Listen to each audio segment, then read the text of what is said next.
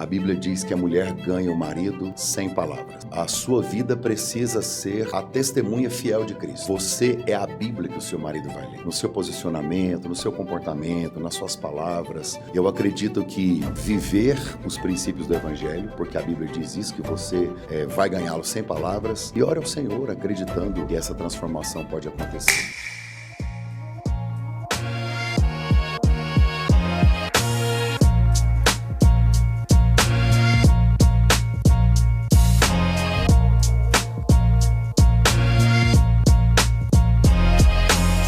Olá, seja mais uma vez muito bem-vindo à Ada TV. Hoje nós estamos aqui para um episódio especial do nosso podcast, aproveitando o nosso 52º Conufat. Estou aqui com o pastor Mac Anderson, seja muito bem-vindo, pastor Mac. Obrigado, Eberson, honra estar aqui. E também com o pastor José Clarimundo César, nosso pastor-presidente. Pastor, seja bem-vindo mais uma vez aqui à Ada TV. Obrigado, é um prazer estar aqui com você, pastor Eberson, e também recebendo aqui o pastor Mac Anderson. E um prazer estar com todos vocês. Isso. E como nós estamos em clima de Conufad, está acontecendo agora, certo? A 52ª edição do nosso Congresso da União Feminina da Assembleia de Deus. E ele tem como tema Bem-aventuradas, certo? Então eu queria falar com os senhores um pouco sobre isso, certo? E eu vou fazer uma pergunta aqui para os dois responder, a gente queremos ouvir os dois, né? E a primeira pergunta é: o que a mulher cristã precisa compreender para viver uma vida verdadeiramente bem-aventurada hoje? Pastor Clemente. Com certeza, compreender o que diz o Evangelho do Senhor Jesus Cristo, porque foi ele que, no Sermão da Montanha, falou sobre as bem-aventuranças. Então, quando as mulheres cristãs, evangélicas, compreendem aquelas palavras do Senhor Jesus Cristo, elas realmente se tornarão mulheres bem-aventuradas. Amém, é isso aí, né? Os princípios da Bíblia, eles são muito claros, né? E não só no Antigo Testamento, mas como o pastor disse, quando você entra no Sermão do Monte, Mateus 5, Mateus 6, Mateus 7, o Evangelho na prática está ali. Eu acho que toda mulher, se ela entender o princípio, ela pode usar o seu potencial e a sua força, não só na sociedade, mas principalmente em casa, porque ela é a primeira cartilha que os filhos vão ler, ela é a coluna, né, do marido dentro de casa. A Bíblia diz que ela é quem edifica. Então, uma mulher que vive os princípios do Evangelho, ela é, a Bíblia chama bem-aventurada, é a feliz, né? Então ela vai ser feliz em tudo que ela fizer, não se ela viver de acordo com os valores que o mundo expõe ou que a internet está trazendo. Esse novo tempo, né? Que tem tentado trazer valores novos às mulheres. Basta viver os princípios do Evangelho. Então, quem chora é bem-aventurado, porque vai ser consolado, e mulher chora, chora mais que a gente, né? Então, os pobres de espírito, se aqueles que são carentes, né?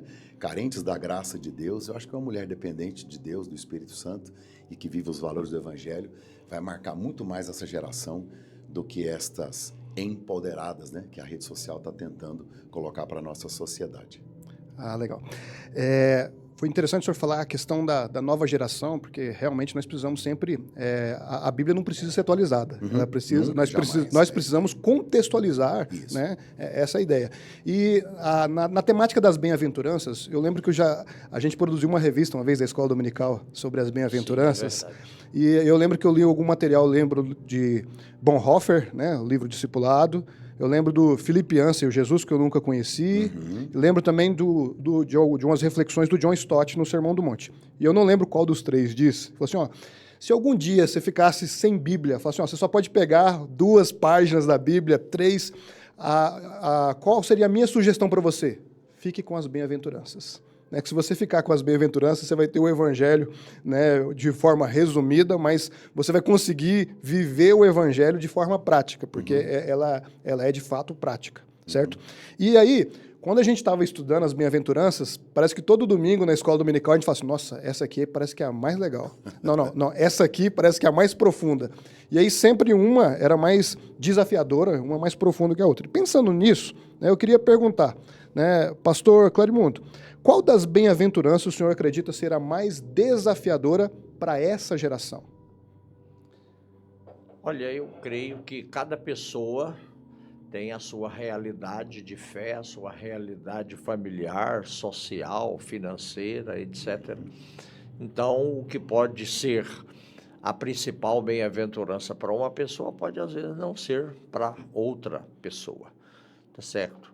É claro que nas bem-aventuranças, o Senhor Jesus Cristo estava lançando os fundamentos do Evangelho, os fundamentos da graça, não é? E o apóstolo Paulo, na primeira carta aos Coríntios, capítulo 3, diz que o fundamento já foi posto, e o fundamento é Cristo, não é? E ali, nas bem-aventuranças, Cristo fala principalmente sobre o caráter da vida cristã, mais do que sobre carismas, mais do que sobre dons espirituais. Então, toda bem-aventurança falada ali pelo Senhor Jesus Cristo é importante, porque faz parte do fundamento, faz parte da base, faz parte do alicerce. Cada um, evidentemente, vai acabar se identificando mais com essa ou com aquela bem-aventurança em razão da sua realidade espiritual e, como já disse, né, familiar, social, mas todas elas são muito importantes. Muito bom. É isso aí. Professor Mark, que o senhor... E o senhor, qual que é? Tem alguma especial? Eu gosto quando a Bíblia fala que é os limpos de coração. Não é fácil, porque você não consegue fazer isso sozinho. O apóstolo Paulo, ao escrever aos Gálatas, ele vai falar do fruto do Espírito, né? Então, eu me esforço em relacionar com o Espírito Santo e ele gera em mim esse fruto. E eu acredito que é só através da graça e do Espírito Santo que eu vou conseguir limpar esse coração. Por mais que eu me esforce, né, nós ainda acabamos tendo esta essência adâmica, né, essa natureza que, como Paulo disse, a gente guerreia contra ela, luta contra ela. Ele fala, miserável homem que sou, estou tentando fazer o bem e não consigo, o mal que eu estou me esforçando acaba, às vezes, não conseguindo fazer. Então, eu acho que de todas elas, para mim, esta é a mais desafiadora, não para mim, mas eu acho que para esta geração.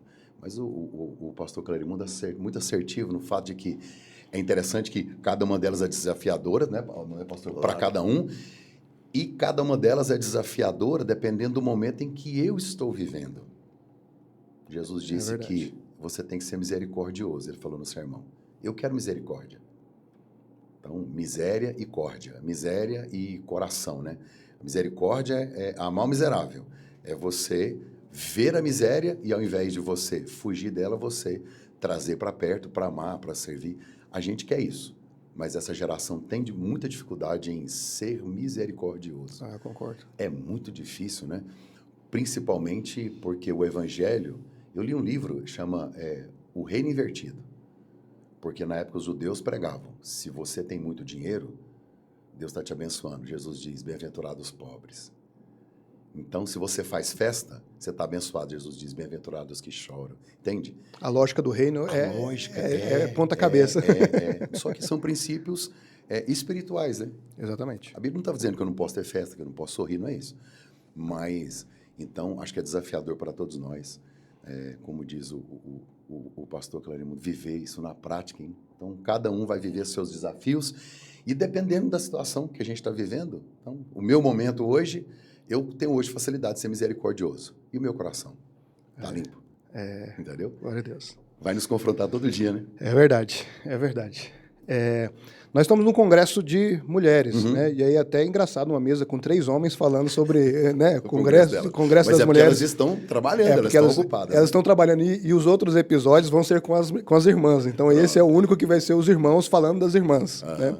E aí, essa semana teve uma experiência interessante, né, conversando com um amigo de outro ministério, né, eu até estava falando com você, vamos lá na Family, tá? Ele falou, não, o Mark vai estar aqui na Conferência das Mulheres. Mas peraí, é Conferência das Mulheres e ele vai estar falando, né, porque hoje muitos formatos de congressos, Conferência Só das mulheres. Mulheres é só mulheres, quem fala é só mulher. Uhum. Né? E como é que é a sua experiência, pastor Mark? Eu sei que o senhor fala muito para casais, para família, há algum tempo. Né? E o que um pastor, né, pode agregar, por exemplo, quando vai falar para um público majoritariamente feminino?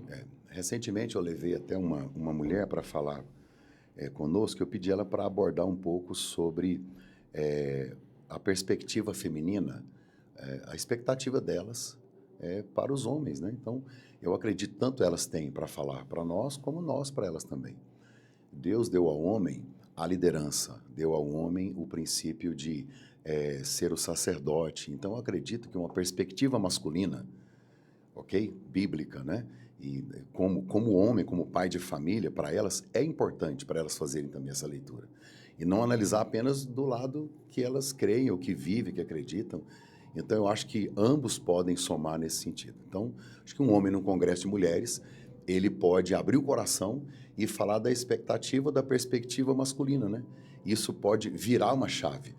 Porque a mulher, ela passa a infância com as tias, com as primas, com a mãe, com a avó, aí depois ela tem as amigas, ela vai para a escola. Quando ela casa, o desafio dela agora é conviver com alguém completamente diferente daquilo que ela foi aculturada ou viveu. Então, acho que uma perspectiva masculina é muito importante, é relevante no Congresso de Mulheres, né? Não estou puxando pro meu lado, porque eu estou com um pregador aqui hoje, não, mas eu acho que é muito importante. Inclusive, elas fizeram uma excelente escolha, elas têm muito bom gosto para escolher os preletores, né? É verdade. E eu gosto muito dessa dinâmica, né? Em algumas programações de casais na igreja, a gente fala assim, não, olha só, eu acho que no último encontro de casais, eu falei assim, eu já falei muito para os homens e tá difícil falar que eles são muito lerdos, né? Então, deixa eu falar para você, irmã, que você vai conseguir abrir o olho desse. E da mesma forma, a gente fala para as irmãs, talvez você falando a mesma língua não vai resolver, então vamos inverter, deixa um homem falar para vocês e assim sucessivamente, né? Impacto, né? E, pastor Clarimundo, uma coisa que muitas pessoas admiram no nosso ministério é a questão do equilíbrio do papel da mulher no ministério. Por que eu digo isso? Porque nós vemos igrejas, denominações, até por questões culturais, onde as mulheres não têm voz e não têm vez. Né? As mulheres não têm participação nos púlpitos, né? Muitos não apoiam o ministério feminino, essa questão assim.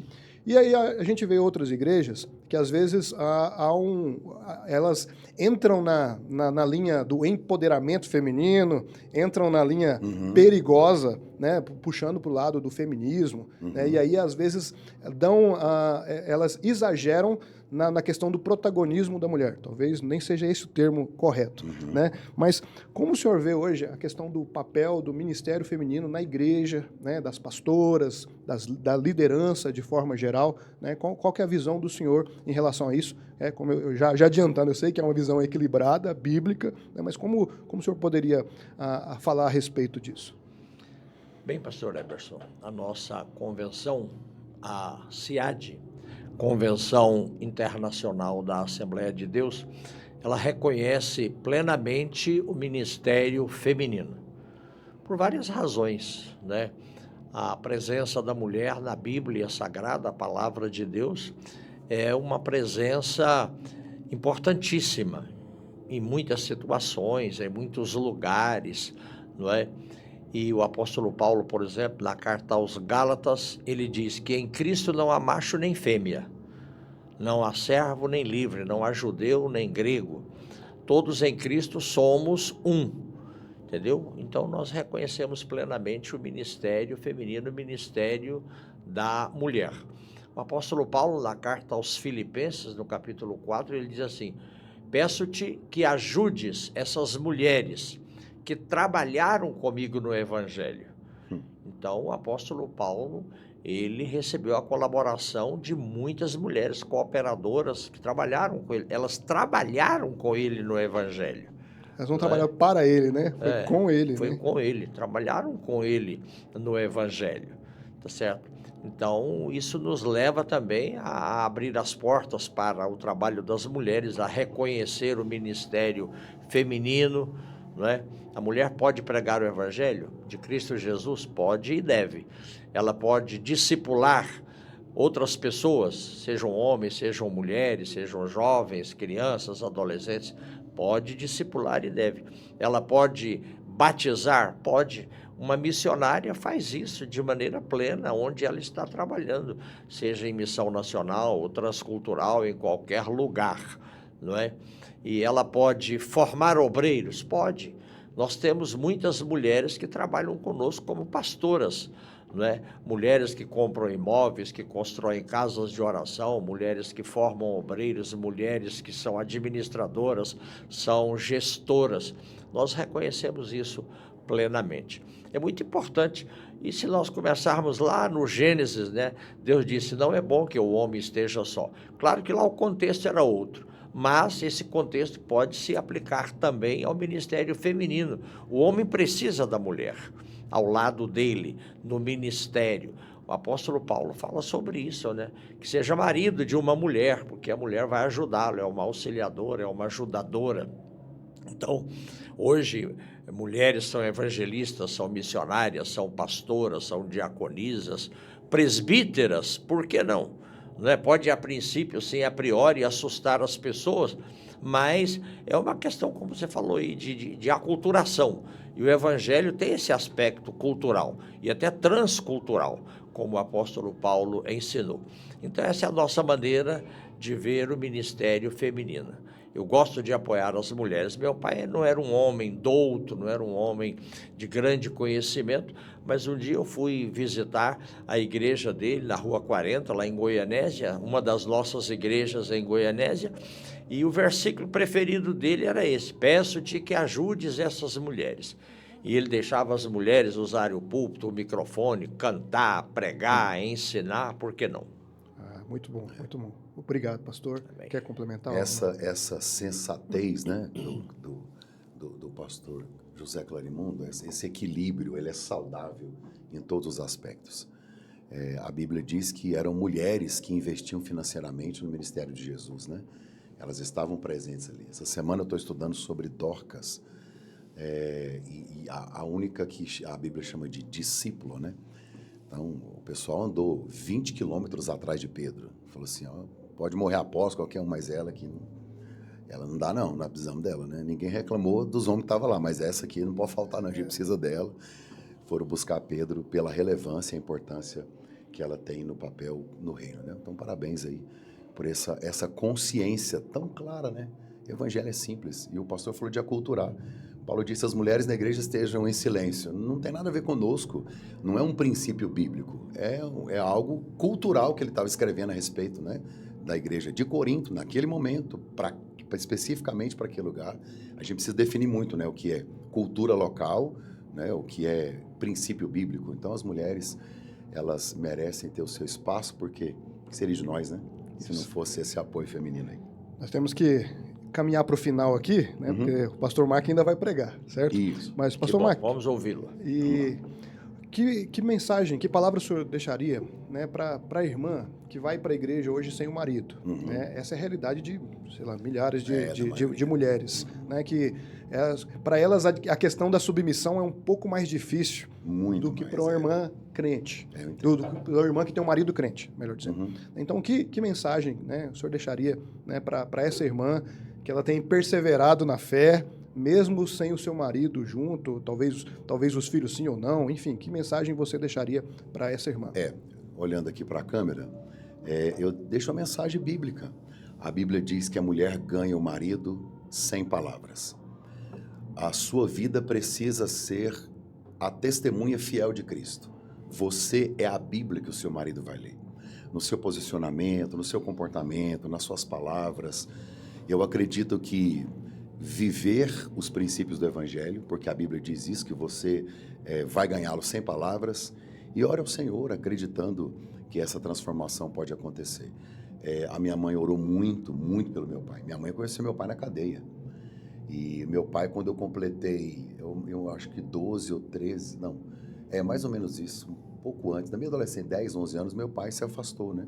Meu pai foi para a igreja, depois nós éramos da Presbiteriana do Brasil, uma igreja bem tradicional. E meu pai se afastou. Então, eu passei boa parte da minha, assim, um pouco de infância e adolescência com o velho homem dele, né? Indo beber, fumando, e aquela vida de... E eu nunca me esqueço da minha mãe. E minha mãe nunca pegou no pé, ou ficou falando, nada. Minha mãe orava 3 vezes ao dia e uma vida em Cristo, assim. Eu me lembro um dia que meu pai disse, fiquei sabendo que vai ter um homem da Assembleia de Deus aí que fala de escatologia. Esse povo não entende nada de Bíblia. Eu vou lá porque meu pai gosta muito de ler Bíblia, esse povo da Assembleia fala de escatologia e tal. E aí, quando o homem terminou a primeira palestra, eu me lembro o nome dele, eu tinha 12 anos, um pastor da Assembleia de Deus, quando ele terminou a primeira palavra dele, que eu olhei, meu pai estava lá na frente, ajoelhado, chorando aos prantos e tal. E a minha mãe também foi, então... E aí a minha mãe foi no pastor da Presbiteriana, pastor, sou líder da SAF, que é as mulheres da Presbiteriana. Meu menino está aqui, 12 anos, está na Liga Juvenil. O que eu faço? Meu marido reconciliou, está encantado e tal. O pastor disse, a senhora vai pegar o seu filho e a senhora vai acompanhar o seu marido lá na Assembleia de Deus. E aí foi assim que o senhor se tornou Foi assim que eu fui para a Assembleia de Deus. Pensa a sabedoria de um pastor. Eu podia ter falado, não, eles são pentecostais, nós somos tradicionais, então você vai chamar ele, vem para cá. Não, falou, olha, é lá, ele está bem. E assim, olha que conselho maravilhoso. Então a minha mãe agiu assim, sem palavras, em oração. E eu acho que a Bíblia é tão sábia nisso, né? Testemunho. A vida, né? Você é a Bíblia que seu marido vai ler. Só isso, mais nada. Né? Glória a Deus. E pastor Clarimundo, como a igreja poderia ajudar essas mulheres que estão travando essa batalha? Perfeito. Nessa semana, eu estive visitando uma igreja nossa, numa região chamada Ilhabela, na cidade de Águas Lindas de Goiás. Temos lá mais de 20 igrejas em Águas Lindas de Goiás. E eu pensei que ia chegar lá e encontrar uma casa de oração pequena, poucas pessoas, entendeu? E cheguei lá e encontrei muita gente, uma casa de oração bonita, grande, muito bem cuidada, um ambiente muito aconchegante e uma pastora muito dinâmica, pastora Séries é o nome dela, entendeu? E o esposo dela estava sentado ao lado dela, mas o esposo dela, o irmão Elinaldo, é um diácono. E ela já quis apresentá-lo à nossa convenção para ele ser consagrado a pastor, mas ele sempre diz, não, eu fui chamado para ser diácono, e eu quero ser diácono. Mas a esposa dele é pastora, e é uma grande líder, construiu uma casa de oração, tem ganhado muita gente para o Senhor Jesus Cristo. E eu fiquei impressionado, porque eu pensava diferente. Cheguei lá, fui surpreendido. Então, a mulher sábia, como já lembrou o pastor Mark Anderson, ela edifica a sua casa, não é? E ela sabe conduzir essa situação. E a mulher crente, diz o apóstolo Paulo em 1 Coríntios capítulo 7, ela ganha o seu marido para Jesus. E o apóstolo Pedro disse, ganha até sem palavra. Só pela maneira dela ser, dela viver o evangelho, né? A primeira Bíblia, como disse o pastor, né, é a vida da própria mulher, é a conduta da própria mulher, é o caráter da própria mulher. Como mulher sábia, que tem o espírito de sabedoria, né, ela sabe conduzir essa situação, tá certo? Sem trazer qualquer constrangimento para o esposo, ele não vai se sentir humilhado, inferiorizado, nem ela vai se sentir empoderada, não é? E eu fico muito feliz, porque conheço muitos exemplos, dezenas assim, que as esposas estão trabalhando e o marido está dando todo o apoio. Apoio presencial, apoio espiritual, apoio financeiro, e, enfim, ajudando mesmo. Glória Isso me alegra muito. Glória a Deus. Falou a voz da sabedoria. Glória a Deus. Vamos terminar então, né? Eu quero agradecer ao pastor Maquianos, pastor Clarimundo, pela participação de vocês. Tá bom? E você que está nos acompanhando aí, se você foi edificado por essa conversa, como eu fui, né? Então compartilhe esse vídeo aí com seus amigos, seus familiares, manda no grupo da igreja, manda no grupo da família, em especial aí, manda para sua mãe, manda para sua esposa, para sua filha, com certeza vai abençoá-las, tá? E não esquece de inscrever aqui no canal, tá bom? Deus abençoe. E eu quero agradecer ao pastor Mark Anderson, né, por ter aceitado o convite da pastora Jane, que é a líder do nosso CONUFAD, o Congresso das Uniões Femininas da Assembleia de Deus, para estar aqui. Sei que ele tem muitas atividades, né? Mas abriu esse espaço e está oferecendo a Cristo e a nós esse tempo. Obrigado. Deus te abençoe. Obrigado, presidente. Obrigado. Amém. Obrigado. Deus abençoe. Amém.